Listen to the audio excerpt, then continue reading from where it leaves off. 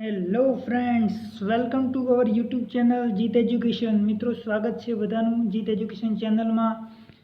તો મિત્રો, આજે આપણે ભણવા જઈ રહ્યા છીએ ખૂબ જ સરસ મજાનો ટોપિક, ફ્યુચર પરફેક્ટ ટેન્સ, એટલે કે પૂર્ણ ભવિષ્યકાળ. હવે જુઓ, બે શબ્દો તમને અહીંયા જોવા મળે છે, પરફેક્ટ અને ફ્યુચર. હવે એક વસ્તુ એમ છે કે પરફેક્ટનો મતલબ થાય છે કે પૂર્ણ, બરાબર, કે જે પતી ગયું છે. બીજી વસ્તુ તમે વિચારો કે ફ્યુચર એટલે કે ભવિષ્ય. હવે નોર્મલ ચીજ છે કે ભવિષ્યમાં જે થવાનું છે એ કેવી રીતે પૂરું થઈ ગયું છે ને મિત્રો. તો દેખો, નોર્મલ તમારે યાદ રાખવાનું કે જનરલી કોઈ પણ એવી ક્રિયા જે ભવિષ્યમાં તો થવાની છે પણ અમુક સમયે ભવિષ્યમાં કંઈક એવો સમય હશે, એ સમયે એ ક્રિયા પૂરી થઈ ગઈ છે, તો એવી ક્રિયાઓ માટે ફ્યુચર પરફેક્ટ ટેન્સનો આપણે ઉપયોગ કરવાનો છે. ઠીક છે મિત્રો, ચાલો જોઈએ આ ટેન્સને, જેથી કરીને તમને વધારે ખ્યાલ આવશે. તો સૌથી પહેલાં આપણે આ ટેન્સની રચના જોઈ લઈએ, કારણ કે દરેક ટેન્સની ખાલી જગ્યા પૂરવા માટે રચના આપણને એનું સ્ટ્રક્ચર યાદ હોવું જરૂરી છે. તો જુઓ, ફોર્મેશન શું છે આ ટેન્સની. તો સબ્જેક્ટ ને ઓબ્જેક્ટ જેવી રીતે દરેક ટેન્સના અંદર હોય છે એવી રીતે આના અંદર પણ છે. એના સિવાય જે ઇમ્પોર્ટન્ટ વાત છે એ છે અહીંયા જુઓ, વિલ. બરાબર. હવે તમે એમ પૂછશો કે માત્ર વિલ સર, તો એવું નથી કે શેલ ઉપયોગ નથી થતો, પણ જનરલી મોટે ભાગે વિલનો ઉપયોગ થાય છે, એટલા માટે વિલ તમારે યાદ રાખવાનું.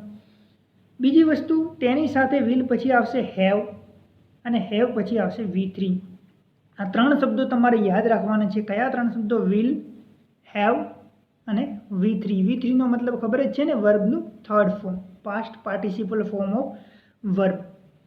તો આ ટેન્સના અંદર વિલ, હેવ અને V3નો ઉપયોગ થશે. તમને બધાને ખબર છે કે સબ્જેક્ટમાં બધા સબ્જેક્ટ સાથે આઈ, વી, હી, સી, ઇટ, યુ કે ધે હોય, બધા સાથે વિલ ઉપયોગ થશે. પ્લસ વિલ પછી તમારે હેવ યુઝ કરવાનો છે, અને હેવના પછી તમારે વર્બનું થર્ડ ફોર્મ એટલે કે ત્રીજું સ્વરૂપ ક્રિયાપદનો ઉપયોગ કરવાનો છે. તો ચાલો જોઈએ એક્ઝામ્પલ દ્વારા કેવી રીતે આપણે આ ટેન્સને યુઝમાં લઈશું. તો જુઓ, the first sentence is they will have submitted the assignment by tomorrow. આ સેન્ટેન્સને તમે ધ્યાનથી વાંચો. શું કહેવા માંગે છે કે તેઓ તેમનું અસાઇનમેન્ટ સબમિટ કરી દેશે બાય ટુમોરો, એટલે કે આવતીકાલે. હવે તમે વિચારો કે આવતીકાલના સમયમાં આ ક્રિયા પૂર્ણ થઈ ગઈ છે એવું એમને વિચારી લીધું હતું કે બાય ટુમોરો એટલે કે આવતીકાલે તેઓએ તેમનું જે અસાઇનમેન્ટ છે એ સબમિટ કરાવી દીધું હશે. તો નોર્મલી આ ક્રિયા ભવિષ્યમાં પતી ગઈ એવું બતાવવામાં આવી ને. સેકન્ડ જુઓ, Kavita will have completed her work by next morning. એટલે કે કવિતા તેનું કામ કમ્પ્લીટ કરી ચૂકી હશે બાય નેક્સ્ટ મોર્નિંગ, એટલે કે આવતીકાલની સવારે કવિતા તેનું કામ પૂરું કરી ચૂકી હશે. એટલે કે આ ભવિષ્યમાં ક્રિયાઓ બધી થવાની છે, પરંતુ ભવિષ્યમાં કંઈક સમયે આ ક્રિયાઓ પૂર્ણ થઈ ગઈ હશે એવો ભાવ દર્શાવે છે. તો આ બધા ભાવ માટે કયો ટેન્સનો ઉપયોગ તમારે કરવાનો છે? તો ફ્યુચર પરફેક્ટ ટેન્સ. બરાબર. શું એનું બંધારણ છે, એટલે કે રચના શું છે એની? તો તમને બધાને ખબર છે, જે રેડ કલરમાં અંડરલાઇનમાં છે ને એ ખાલી જગ્યામાં આવશે, એટલે કે એની રચના છે. વિલ ઉપયોગ કરવાનો છે, તેના પછી હેવ, વીનું થર્ડ ફોર્મ એટલે કે જુઓ, સબમિટેડ આ છે અને કમ્પ્લીટેડ. કરેક્ટ. તો આ વિધાન વાક્યો હતા. આવી રીતે તમારે સેન્ટેન્સ બનાવવાના ફ્યુચર પરફેક્ટ ટેન્સના અંદર. નેક્સ્ટ આપણે આ જ ટેન્સના અંદર નેગેટિવ સેન્ટેન્સ કેવી રીતે બનીશું તે શીખીશું. તો તમને બધાને ખબર છે કે નેગેટિવ એટલે નકાર, અને નેગેટિવમાં નોટનો ઉપયોગ થાય છે, એટલે કે વિલ નોટ છે. વિલ નોટનું શોર્ટ ફોર્મ શું થશે મિત્રો? વોન્ટ થશે. બરાબર. એ તમારે ખાસ યાદ રાખવાનું છે. અને વિલ જે હેલ્પિંગ વર્બ છે એના પાછળ હંમેશા નોટ લાગે છે, તો અહીંયા વિલ હેલ્પિંગ વર્બ છે એટલે કે વિલ નોટ બનશે. બરાબર. ચાલો જોઈએ, આ રચના જોઈ લઈએ આપણે કે નેગેટિવ સેન્ટેન્સની. તો તમને બધાને ખબર છે કે રચનામાં માત્ર વધારે ચેન્જીસ નથી હોતો. શું કરવાનું હોય છે કે જે પણ ટેન્સની વિધાન વાક્યની રચના હોય છે એ વિધાન વાક્યની રચનામાં નોટ ઉમેરવાનું હોય છે. અથવા તો અમુક ટેન્સના અંદર અમુક હેલ્પિંગ વર્બ ઉપયોગ થાય છે. બીજી વસ્તુ કે જે હેલ્પિંગ વર્બ આપણે જ્યાં પણ હોય છે તેની પાછળ હંમેશા નોટ લગાડીએ છીએ. તો જો વિલ અહીંયા હેલ્પિંગ વર્બ છે અને એની પાછળ આપણે એક્ઝેક્ટ નોટ લગાવવાનું છે. કરેક્ટ? તો અસુ રચના થઈ ગઈ subject plus will plus not plus have plus V3 plus object. એક જ શબ્દ માત્ર નવો છે નોટ, કારણ કે નેગેટિવ સેન્ટેન્સ બનાવી છે. તો ચાલો જોઈએ એક્ઝામ્પલ દ્વારા, તમને વધારે ખ્યાલ આવશે. ફર્સ્ટ સેન્ટેન્સ જુઓ, તમે શું લખ્યું છે? He will not have done it by this evening. એટલે કે ધીસ ઇવનિંગ એટલે કે આ સાંજ સુધી. આ સાંજ સુધીમાં તેણે આ નહીં કર્યું હોય, એટલે કે આ પૂર્ણ નહીં કર્યું હોય. તો જુઓ, નહીંમાં ક્રિયા બતાવવાની, નેગેટિવમાં બતાવવાની, નકારમાં બતાવવાની, પ્લસ ફ્યુચરમાં પૂર્ણ થઈ ગઈ એવી બતાવવાની. તો એવી જ છે ક્રિયા કે આ સાંજ સુધીમાં તેણે આ કામ કર્યું અથવા આ પૂરું કર્યું હશે નહીં. બીજું જુઓ, engineers will not have constructed the bridge by 2017. તો 2017 સુધીમાં એન્જિનિયરો જે પણ હશે તેમને બ્રિજ એટલે કે પુલ કન્સ્ટ્રક્ટ કરી દીધો હશે નહીં. એટલે કે નકારની વાત છે. તો નહીં કરી શકતા હોય એ ટાઈમમાં, બરાબર. તો જે પણ ક્રિયા ફ્યુચરમાં પૂર્ણ ના થઈ શકે અથવા તો પૂર્ણ ના થઈ હોય એવી હોય તો તમારે નેગેટિવ સેન્ટેન્સનો ઉપયોગ કરવાનો.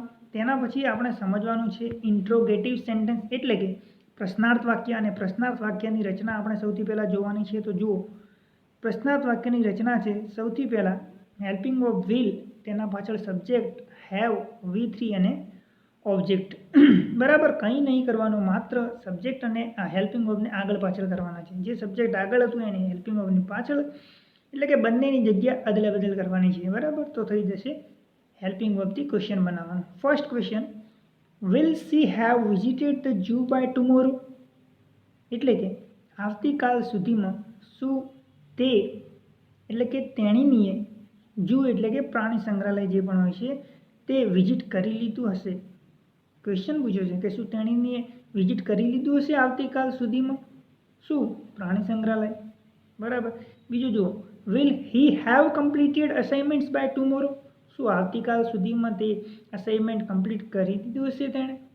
એટલે કે પ્રશ્ન પૂછવો હોય જ્યારે પણ ફ્યુચરના અંદર, એ પણ કેવો પ્રશ્ન કે આવું પૂર્ણ કરી દીધું હશે, તો તમારે આ ટેન્સનો ઉપયોગ કરવાનો. ઠીક છે. ખાલી જગ્યા પૂછાય તો તમારે ધ્યાન રાખવાની છે. 2 ખાલી જગ્યા દરેક વખતે હું કહું છું. પહેલી ખાલી જગ્યા હેલ્પિંગ વર્બ, બીજી ખાલી જગ્યા મેઇન વર્બ. એના પછી આપણે જોવાનું છે એનો સૌથી મેઇન જે આપણે ભણીએ છીએ ટેન્સના અંદર યુઝિસ, એટલે કે ઉપયોગો. કારણ કે ઉપયોગો ખબર હશે તો તમે ખાલી જગ્યા પૂરી શકશો અને ટેન્સને કઈ જગ્યાએ વાપરવો અથવા કેવા સમયે વાપરવો એ પણ તમને ખબર પડશે. તો જુઓ, ખૂબ જ સુંદર ઉપયોગ છે. શું લખ્યું છે?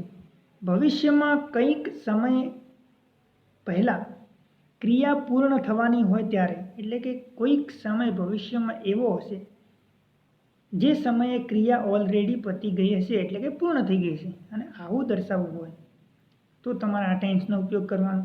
જુઓ, ફર્સ્ટ જુઓ, she will have finished the song by the time you take lunch. હવે જો લંચ એટલે કે બપોરનું ભોજન આપણે લઈએ તો એ બપોરનું ભોજન લેતો હશે અને એ બપોરના ભોજનને પૂર્ણ કરશે ત્યાં સુધીમાં તેણે પોતાનું જે સી હતી એટલે કે છોકરી તો ધ ગર્લ, તેણીને પોતાનું સોંગ પૂરું કરી દીધું હશે. એટલે લંચ લેવાનું ચાલુ છે, બરાબર. એ ભવિષ્યમાં પૂર્ણ થશે કંઈક સમય, ને એ સમયે શું થવાનું, તો એ સમયે આ સોંગ પણ પૂર્ણ કરી દેશે. તો આવી ક્રિયા. સેકન્ડ જો, બાય 2014 યા તો 2014 આઈ વિલ હેવ સેવ્ડ 30 lakhs. એટલે એમ કહેવા માંગે છે કે 2040 સુધીમાં આઈ વિલ હેવ સેવ્ડ 30 lakhs. હું 30 લાખ રૂપિયાની વાત છે અહીંયા, બરાબર. 30 લાખ રૂપિયા સેવ કરી દઈશ, બચાવી દઈશ, એટલે કે બચાવી દીધા હશે. હવે 2040માં એને આ ક્રિયા પતાવી દીધી હશે એવું અહીંયા કહેવા માંગે છે. Next, I will have taken dinner before I go to bed. Dinner એટલે સાંજનું ભોજન જે આપણે લઈએ છીએ. તો I will have taken dinner, મેં ડિનર લઈ લીધું હશે. ક્યારે? Before I go to bed, એટલે કે સૂતા પહેલાં. તો સુવાની ક્રિયા બી બાકી છે અને ડિનરની ક્રિયા બી બાકી છે. બંને ક્રિયા બાકી છે, ભવિષ્યમાં થવાની છે, છતાં પણ એમ વિચારે છે કે સૂતા પહેલાં હું આ ક્રિયા પતાવી દઈશ. તો ક્રિયા પૂર્ણ કરી દીધી. તો આવી રીતે આવી કન્ડિશન આવે તો તમારે શું કરવાનું, ફ્યુચર પરફેક્ટ ટેન્સનો ઉપયોગ તમારે કરવાનો. તો મિત્રો આ તો ફ્યુચર પરફેક્ટ ટેન્સ. આપણે નેક્સ્ટ ટેન્સ પણ ભણીશું. બરાબર. Thank you very much for watching this video. ચેનલને સબસ્ક્રાઈબ કરો, શેર કરો તમારા ફ્રેન્ડ્સ સુધી અને બધાને ઇંગ્લિશ શીખવાનો એક મોકો આપો. ચલો મળીએ નેક્સ્ટ વિડીયોમાં. ત્યાં સુધી ધન્યવાદ.